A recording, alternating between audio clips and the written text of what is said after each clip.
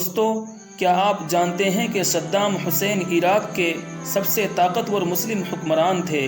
Saddam Hussein ایک ایسے شخص تھے جن کے آج بھی پوری دنیا میں چاہنے والے بھی ہیں تو دشمن بھی۔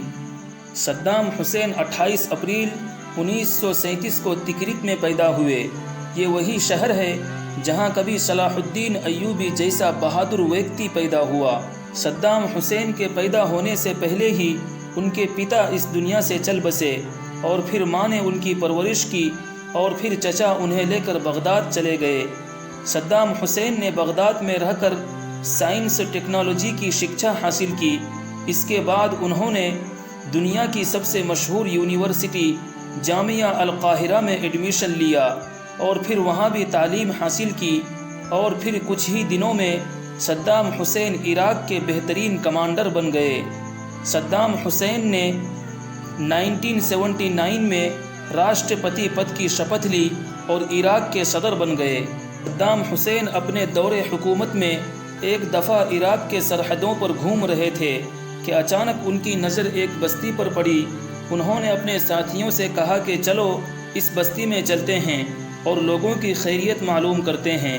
ساتھیوں نے یہ بات سنا تو بہت روکنے کی کوشش کی کہ رات بہت ہو چکی ہے، نہ جانے آپ کا کون سا دشمن کہاں بیٹھا ہو، مگر صدام حسین نے اپنے ساتھیوں کی ایک نہ سنی اور وہ بستی کے طرف چل دیے۔ جب وہ بستی میں پہنچے تو ایک گھر میں دستک دی۔ گھر والے نے دروازہ کھولا تو اچانک صدام حسین کو سامنے دیکھ کر حیران ہو گیا اور صدام حسین کے ہاتھوں کو چومنے لگا۔ خوشی کے مارے اس ویکتی کے آنکھوں سے آنسو بہنے لگا۔ بات ایک گھر سے محلہ اور محلے سے پورے علاقے میں بات پھیل گئی اور پورا علاقہ جمع ہو گیا۔ لوگ صدام حسین سے ہاتھ ملانے لگے تو صدام حسین نے پوچھا کہ آپ لوگوں کو کوئی تکلیف تو نہیں؟ لوگوں نے کہا کہ نہیں، ہمیں کوئی تکلیف نہیں ہے، ہم بہت خوش ہیں۔ صدام حسین نے کہا بس آپ لوگ میرے لیے دعا کریں، کیونکہ جب تک میں جاگ رہا ہوں آپ لوگ آرام سے سو سکتے ہیں، لیکن جب میں چلا گیا تو آپ لوگ کبھی بھی چین سے سو نہیں پاؤ گے۔ دوستو، تاریخ گواہ ہے کہ صدام حسین کی یہ بات بالکل صحیح ثابت ہوئی، کیونکہ جب تک صدام حسین زندہ تھے تب تک پورا عرب سکون کی نیند سوتا اور سکون سے اٹھتا، لیکن صدام حسین کے اس دنیا سے جاتے ہی عراق کے ساتھ ساتھ ملک شام یعنی برما، فلسطین، لیبیا، افغانستان کوئی بھی محفوظ نہیں رہا۔ آج برما جل رہا ہے، سعودیہ میں بغاوت ہے، یمن کے اندر جنگ ہے، تو فلسطین میں مسلمانوں پر ظلم و ستم کا پہاڑ توڑا جا رہا ہے۔ لیکن دوستو، تاریخ گواہ ہے کہ جب تک صدام حسین تھا تب تک عرب کے اندر دہشت گردی نہیں تھی۔ دوستو، بہت کم لوگ جانتے ہیں کہ صدام حسین نے اپنے جسم کے 26 لیٹر خون سے ایک قرآن لکھوایا، جو آج بھی ان کے جنم دن پر بنائی گئی مسجد ام المعارف میں دیکھا جا سکتا ہے۔ صدام حسین نے اس مسجد کی میناریں اسکٹ میزائل کی طرح بنوائی۔ یہ وہی میزائلیں تھیں جن سے صدام حسین نے اسرائیل پر حملہ کیا تھا۔ اسکٹ میزائل کی طرح بنی 43 میٹر اونچی یہ میناریں آج بھی دشمنوں کے دلوں میں خوف پیدا کرتی ہے۔ صدام حسین ایک ایسے شاشن کال تھے جن کا نام سنتے ہی اسرائیل کانپنے لگ جاتا تھا۔ آج جو اسرائیل فلسطین کے مسلمانوں پر ظلم ڈھا رہا ہے، اگر صدام حسین زندہ ہوتا تو اسرائیل اس کی جرت بھی نہ کر پاتا، اور نہ ہی امریکہ اسرائیل کو سپورٹ کرنے کی ہمت کرتا۔ صلاح الدین ایوبی کے شہر میں پیدا ہوئے صدام حسین صلاح الدین ایوبی جیسا بہادر بھی تھا۔ صلاح الدین ایوبی وہی شخص ہے جس نے آخری بار بیت المقدس کو فتح کیا تھا، جس کے بعد یہ پھر سے مسلمانوں کے ہاتھ سے نکل گیا۔ صدام حسین آزادی فلسطین کو اپنے بھاشن میں اکثر بولا کرتے تھے۔ صدام حسین کا ماننا تھا کہ فلسطین ایک عرب سرزمین ہے، جو کہ صحیح بھی ہے، اور بیت المقدس مسلمانوں کا قبلہ اول بھی رہا ہے اور مسلمانوں کی تیسری سب سے مقدس جگہ ہے۔ صدام حسین کا کہنا تھا کہ جب تک مسجد اقصی یعنی بیت المقدس اسرائیلیوں کے قبضے میں ہے، کون مسلمان خود کو مومن کہہ سکتا ہے؟ اور اس بات کی کیا گارنٹی ہے کہ اس کی نمازیں بارگاہ خداوندی میں قبول ہو رہی ہیں؟ امریکی خفیہ ایجنسی کے مطابق اگر صدام حسین کچھ دن اور زندہ رہتا تو آج مسجد اقصی مسلمانوں کے ہاتھ میں ہوتا۔ صدام حسین نے اپنے دور حکومت میں بہت سے مسجد اور مدرسوں کا نرمان کروایا۔ اس کے ساتھ ساتھ صدام حسین نے بہت سے اسکولوں اور ہسپتالوں کا بھی نرمان کروایا۔ ان کے دور میں عراق اپنے چھیتر کی سب سے بڑی ارتھ ویوستھا بن گیا تھا۔ صدام حسین کی دور حکومت میں عراق کے لوگ سب سے بہترین جیون جی رہے تھے۔ 1980 میں یونائٹڈ نیشن نے اس کے لیے صدام حسین کو یونیسکو ایوارڈ سے بھی نوازا۔ دوستو، صدام حسین نے عراق کے لیے جو کیا وہ آج تک کوئی نہیں کر پایا۔ صدام حسین وہ پہلے ویکتی تھے جنہوں نے عراق میں شکشا کو انیواریہ کر دیا۔ ان کے شاشن میں رہنے والے ہر انسان کو شکشا حاصل کرنا انیواریہ تھا۔ صدام حسین کی شہرت نے سارے ریکارڈ توڑ دیے۔ وہ اپنے وقت کے عرب دیشوں کے سب سے مشہور نیتا تھے۔ صدام حسین کے دور حکومت میں عراق سائنس اور ٹیکنالوجی کے فیلڈ میں آسمان چھو رہا تھا۔ انہوں نے بڑے پیمانے پر لیبارٹری اور رصدگاہوں کو بنوایا جن سے ہزاروں سائنسداں پیدا ہوئے۔ ان کے شاشن کال میں ہی عراق آدھنک ہتھیاروں کو بنانے میں کامیاب رہا۔ انترراشٹری میگزین کے مطابق صدام حسین کے زمانے میں عراق سب سے طاقتور دیش تھا۔ انہوں نے بڑے پیمانے پر ہسپتالوں، اسکولوں اور روڈوں کا نرمان کروایا جو آج بھی ان کی مہانتا کی گواہی دے رہے ہیں۔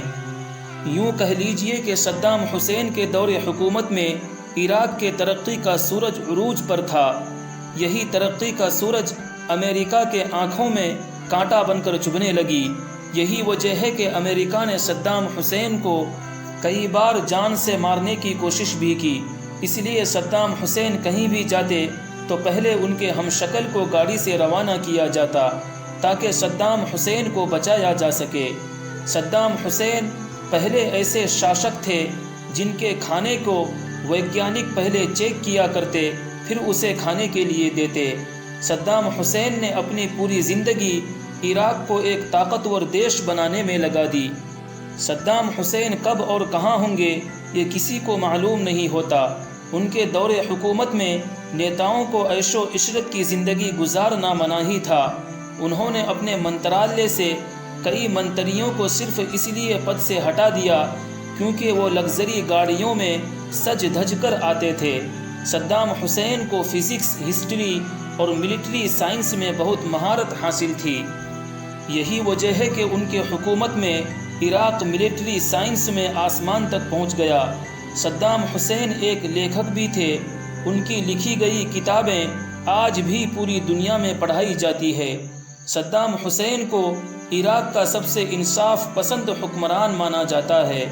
جب ان کے بیٹے کے ذریعے چلائے گئے گولی سے کچھ لوگوں کو نقصان پہنچا تو انہوں نے ان کے رولس رائس گاڑی کو جلانے کے آدیش دے دیے۔ صدام حسین عراق کے سب سے دانی انسانوں میں سے ایک تھے۔ انہوں نے کروڑوں کی سمپتی ایک امریکی چرچ کو دان کر دی۔ صدام حسین کے اس قدم سے امریکی لوگ اتنے خوش ہوئے کہ امریکہ کی ایک شہر کی چابی صدام حسین کو سونپ دی۔ صدام حسین کی سب سے بڑی غلطی کویت پر حملہ کرنا تھا۔ کسی نے ان کو غلط خبر دی کہ کویت زمین کے نیچے سے عراق کا تیل چوری کر رہا ہے۔ اس بات کی تحقیق کیے بنا ہی صدام حسین نے اگست 1990 میں عراقی فوجیوں کو کویت میں داخل ہونے کا آدیش دے دیا اور کویت پر حملہ کر دیا۔ ان کے اس حملے نے عرب دیشوں میں کھلبلی مچا دی اور پوری اسلامی دنیا دو حصوں میں بٹ گئی۔ صدام حسین کو اس غلطی کا زندگی بھر پچھتاوا رہا۔ صدام حسین کے شاشن کال میں عراق سائنس اور ٹیکنالوجی کا گڑھ بن گیا اور عراق دن بدن عروج پر جاتا رہا۔ ایک سال میں عراق نے اتنے آوشکار کر لیے کہ امریکہ کو ڈر لگنے لگا کہ کہیں صدام حسین پرمانو بم بنانے میں سفل نہ ہو جائے۔ اس لیے امریکہ نے بہانے سے عراق پر حملہ کر دیا۔ امریکہ نے صدام حسین پر 148 لوگوں کے مارنے اور پرمانو ہتھیار رکھنے کا الزام لگایا اور کیس درج کر دیا۔ جارج بوش کے اشارے پر صدام حسین پر مقدمہ چلایا گیا تاکہ انہیں عراق کی سطح اور فلسطین کی آزادی سے روکا جا سکے۔ صدام حسین کے مقدمے کے سماعت کے دوران ان کے 3 وکیلوں کو صرف اس لیے قتل کر دیا گیا کیونکہ وہ صدام حسین کی پیروی کر رہے تھے، جس کے بعد ان کے موکلین نے عدالتی کارروائی کا بائیکاٹ کیا اور صدام حسین نے بھوک ہڑتال کی۔ عدالتی کارروائی ختم ہونے سے پہلے صدام حسین نے عدالت کو لکھے گئے خط میں کہا کہ یہ مقدمہ امریکہ کے خواہش کے مطابق چلایا جا رہا ہے۔ پہلے تو وکیلوں کو قتل کر دیا گیا اور پھر فیصلہ سنانے سے پہلے جج بدل دیا گیا، اور پھر وہی ہوا جو دشمنان اسلام چاہتے تھے۔ 30 دسمبر 2006 کو ہفتے کے دن صدام حسین کو پھانسی دینے کا آدیش دے دیا۔ پھانسی سے پہلے صدام حسین نے وضو بنایا، نماز پڑھی اور قرآن کی تلاوت کرتے ہوئے تختہ دار کے طرف بڑھتے چلے گئے۔ پھانسی دینے سے پہلے عدالت نے صدام حسین سے پوچھا کہ آپ کی آخری خواہش کیا ہے؟ اس پر صدام حسین نے جو جواب دیا وہ واقعی دل کو چھو لینے والی ہے۔ صدام حسین نے کہا کہ مجھے پہننے کے لیے میرا کوٹ دیا جائے۔ خواہش کے مطابق انہیں کوٹ دیا گیا۔ پھر عدالت نے حیرت سے پوچھا کہ آپ نے کوٹ کیوں پہنا ہے؟ صدام حسین نے کہا کہ آج ٹھنڈ بہت ہے، کہیں ایسا نہ ہو کہ میرا بدن ٹھنڈ سے کانپے اور عراق کے لوگ یہ سمجھے کہ ان کا لیڈر موت کے ڈر سے کانپ رہا ہے۔ پھانسی میں چڑھنے سے پہلے صدام حسین نے قرآن جلاد کے حوالے کیا اور اللہ اکبر کہتے ہوئے پھندے تک پہنچ گئے۔ مجمع میں دہشت کا ماحول تھا، مگر صدام حسین کے ماتھے پر شکن تک نہ تھا۔ صدام حسین کو جس دن پھانسی دی گئی وہ عید الاضحیٰ یعنی بقرعید کا دن تھا۔ ایک طرف مسلمان اللہ کے راستے میں جانوروں کو قربان کر رہے تھے تو دوسری طرف امریکہ صدام حسین کو۔ صدام حسین وہ پہلے انسان تھے جن کی موت کا منظر پوری دنیا نے دیکھا۔ صدام حسین کو جب پھانسی کے لیے لے جایا جانے لگا تو ان کی نگرانی میں لگے امریکی فوج رو رہے تھے کیونکہ انہوں نے آج تک ایسا انسان نہیں دیکھا تھا۔ اتہاس میں ایسا پہلی بار ہوا کہ ایک عراقی پریزیڈنٹ کے موت پر امریکی فوج رو رہی تھی۔ صدام حسین کو پھانسی دیے جانے پر امریکی سرکشا کرمی ریڈم روزرس نے روتے ہوئے کہا کہ ہم نے صدام کے ساتھ غداری کی ہے اور ہم قاتل ہیں۔ صدام حسین نے صرف عراق پر ہی نہیں بلکہ پوری دنیا کے لوگوں کے دلوں پر حکومت کی تھی۔ صدام حسین ہمیشہ سے بھارت کے ایک اچھے دوست رہے۔ ان کے دور حکومت میں عراق ہر مشکل وقت میں بھارت کے ساتھ کھڑا رہا۔ اس وقت کے بھارت کے پردھان منتری اندرا گاندھی نے ہی صدام حسین کے بیٹوں کے نام رکھے۔ صدام حسین آج بھلے ہی ہمارے بیچ موجود نہیں ہیں مگر لوگوں کے دلوں میں وہ اب بھی زندہ ہیں۔ صدام حسین کسی کے لیے ہیرو ہیں تو کسی کے لیے ویلن۔ آپ کے لیے کیا ہے کمنٹ باکس میں ضرور بتائیں۔